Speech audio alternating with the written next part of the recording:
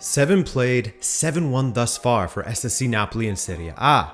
Not only are the results great, but the football is fun to watch as well. After going through Carlo Ancelotti and Gennaro Gattuso, Luciano Spalletti has returned to Serie A and has brought the attractive, attacking football back to Napoli. Hello and welcome to Rabona TV. Welcome back to those who are already subscribed. And I'm very excited to take this deep dive into everything Napoli today. To help me out, Dom from Napoli Talk was kind enough to join me to give that inside look at the tactics, dynamics, and the circumstances that have led to Napoli's strong start to the 2021-22 season. Do be sure to check him out. He's a fantastic creator and I've linked to his channel in the description. And finally, this video was made possible by the good people at OneFootball, so thank you to them for sponsoring us today.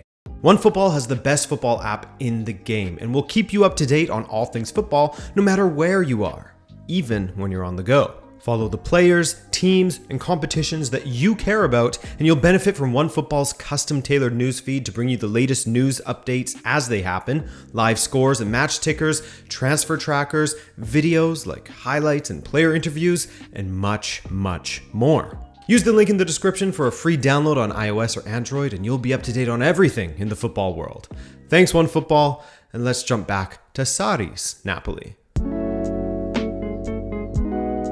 Maurizio Sarri's Napoli had the respect and in some cases admiration of most football supporters, and of course, in Pep Guardiola's case, some of football's greatest minds. While Sarri didn't manage to win a trophy while with the Partenope, he certainly brought them the closest any coach had managed to in a very, very long time. Twice he managed to come within 4 points of the title-winning juggernaut that Juventus had become, pushing them all the way in the 2017-18 season in particular, with 91 points to Juve's 95. All the while, Sarri ball was born, making the former banker one of the most sought-after coaches in the sport, and causing the aforementioned Pep Guardiola to remark, quote, "I have no doubts that Sarri is one of the best managers out there. He achieves something incredible with Napoli. His style of football is as good as a drink in the sun. It was great to see Napoli games. It would be a pleasure to meet him in England."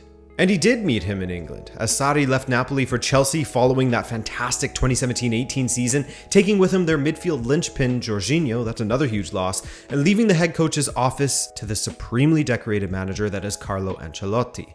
But it wasn't a great fit. Ancelotti, naturally, couldn't keep the Sarrismo going for Napoli, and after coming so close to winning the league, they fell off greatly under Ancelotti. Sure, they still finished in second place, but their point total dropped by 12, and they went from 2 consecutive seasons with just 4 points separating themselves and Juve to 11 points behind the Bianconeri. However, despite the drop-off in Napoli's performances under Ancelotti, what happened in the early stages of his sophomore season with the club was a bit confusing, even to this day. And so, if we could just jump back to the player mutiny sort of era, who are they? What's the word for it? Mutineering against? Yeah. I'm not sure. But you know what I mean. Was it against De Laurentiis? Was it against Ancelotti? It was a bit of both. So the mutiny happened because De Laurentiis, so the team was at the back, off the back of 2 losses and a draw in the league. And De Laurentiis imposed this retreat, a 1-week retreat where the team is supposed to just find itself, find the chemistry with the players, find the right motivations. The players are not happy with that because deep down they believe, look, it's not our fault we're not winning.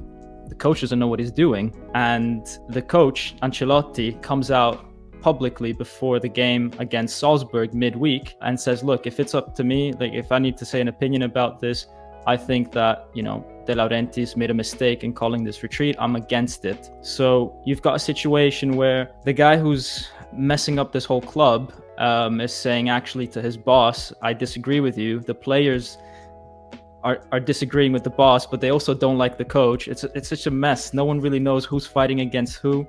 And then ultimately the players, after they draw against Salzburg in the Champions League, we get past the group stage at that point.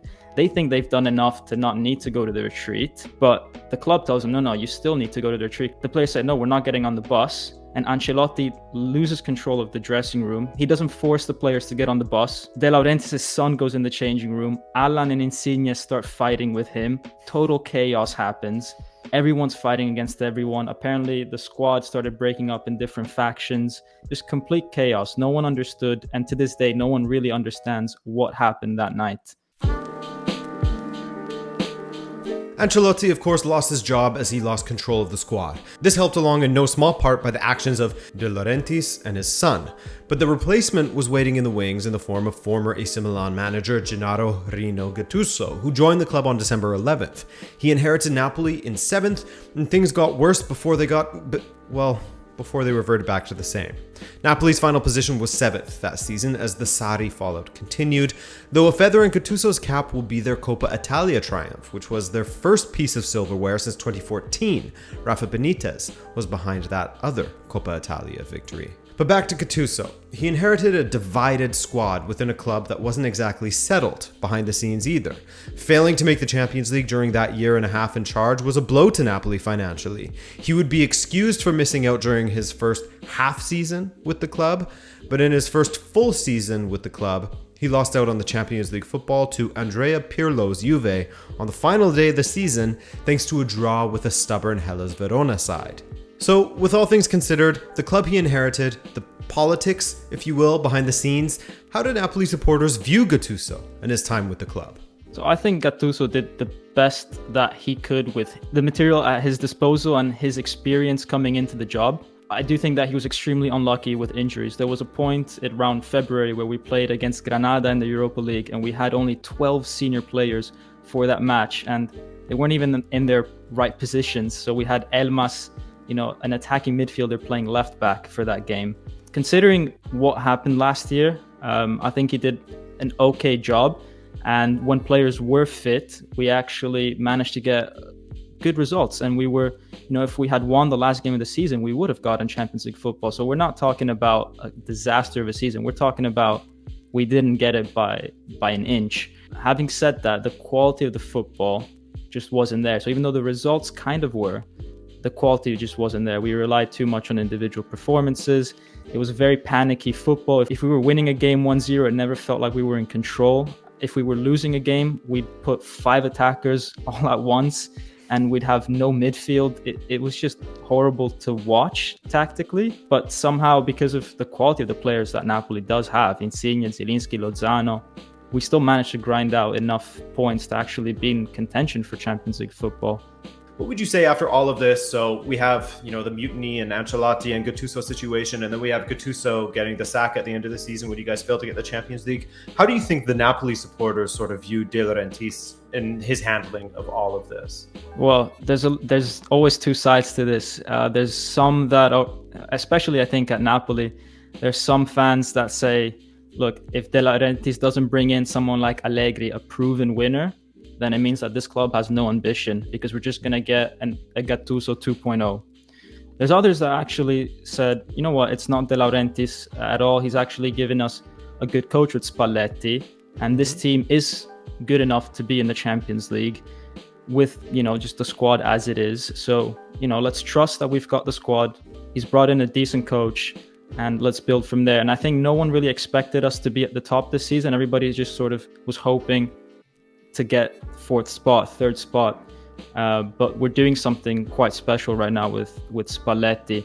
And I think the fans are realizing that maybe De Laurentiis was right. Maybe he did build a strong enough team and all we needed was that final piece, which was the coach. And I think maybe he's finally got the right one in the job after Sarri. And so the man who De Laurentiis brought in was Luciano Spalletti, one of the most familiar faces in Italian football in the 21st century. After famously falling out with AS Roma and their supporters over his handling of Francesco Totti's final year with the club, he then tested the waters at Inter, a team that had well and truly fallen off the deep end, following their remarkable treble-winning season under Mourinho. There were seasons when Inter didn't even make the Europa League, finishing in 8th or 9th at times, going through 3 managers in one season, etc., etc. The banter era was strong for Inter.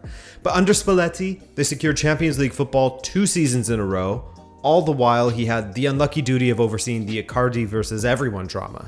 Here's an excerpt from an article written by James Horncastle of The Athletic, which I've of course linked below for your reading pleasure. Spalletti has spent the last 2 years on his farm in the rolling Tuscan hills, making wine, working out, and talking to his duck, Snow White.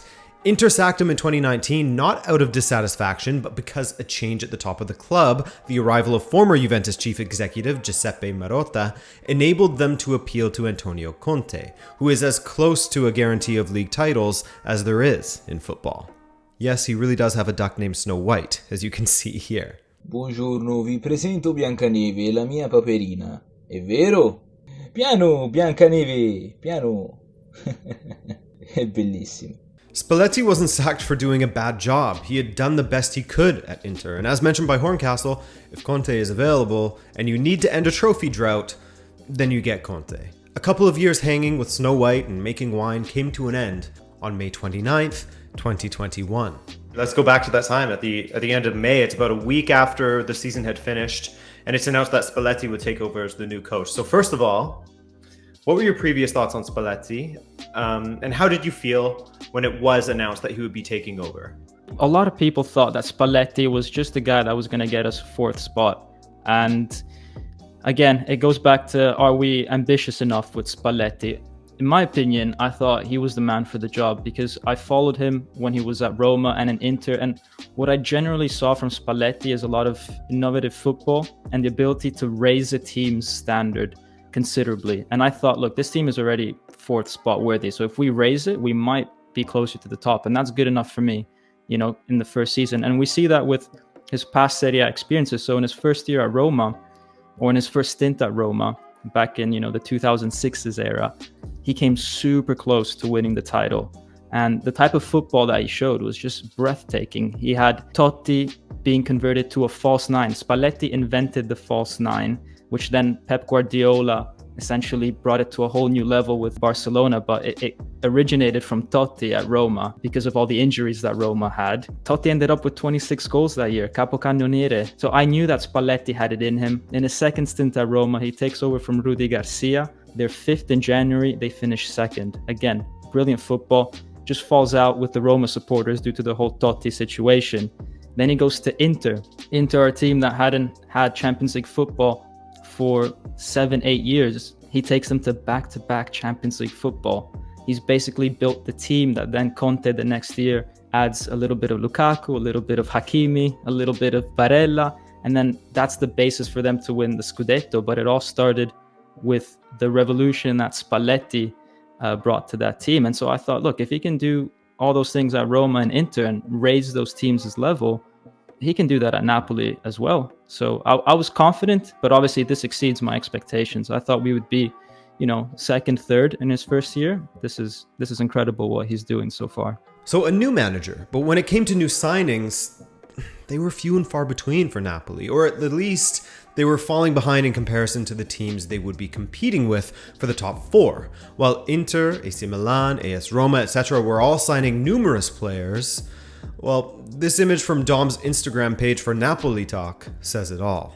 A left back was teased all summer with Emerson Palmieri seemingly on the verge of signing for months at a time, but that never panned out. And Juan Jesus was brought in instead.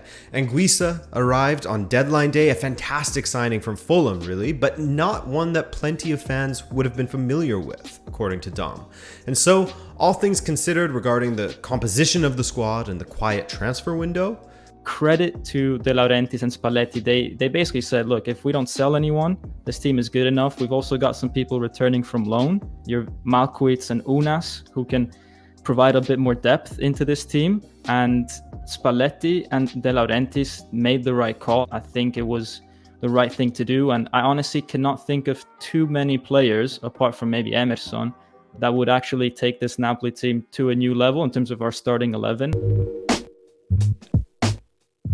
Napoli opened the season against the very marketable Venezia, getting a victory despite being a man down for 70 minutes of that match, and the wins have continued to roll in. Napoli is the only team in the top 5 leagues that has won every single one of their league matches during the 2021-22 season.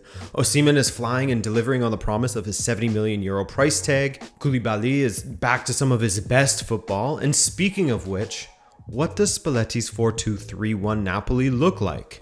So Spalletti plays super aggressive football, but aggressive in terms of the mentality more than actual physical aggression. He presses very high with his defense, So when the other team has the ball, Koulibaly and Rahmani in this season are already in the other team's half. I mean, there was a crazy stat in the last game against Cagliari. We recovered the ball 8 times in that first half. 7 out of those 8 were in Cagliari's own defensive third, because our whole team is just so far forward. And then we've got Koulibaly, Di Lorenzo, which have some crazy pace that if the ball is played behind them, we're fine because they can get to it. So we play super aggressive in the other team's third. We play very vertical football. We've got Osimhen up front, who's super quick. So in case we are, for whatever reason, sitting deep, maybe it's a corner that we've conceded, we just send the ball straight over to him. And he basically creates the chance for himself. He gets past 2-3 defenders just with pure speed. And we've got the likes of Fabian Zielinski, who play in between the lines when we do construct a bit more from the back. And they're really good at making the right runs, getting loose balls in and around the box. And Fabian this year has scored already some 2 world-class goals from around the box. And we've been solid defensively, only 3 goals conceded, 18 scored in attack. It just seems to be working for us. Another key point is our set pieces. Last year, we scored one of the fewest amounts of set pieces maybe in all of Europe. This season, we've already got 7 goals from set pieces. So there's a big amount of work being done by Spalletti across all areas of the team. And you can't speak of Napoli without mentioning just how good Osimhen has been so far this season. Finally, a system that takes advantage of the 22-year-old's finest attributes, speed and finishing, with some decent aerial ability to boot. Despite the red card and the suspension that followed, Victor Osimhen has scored 7 goals for Napoli across all competitions, notching in 5 consecutive matches, and he went level with Karim Benzema at the top of the charts as far as goals scored in September amongst players in the top 5 leagues.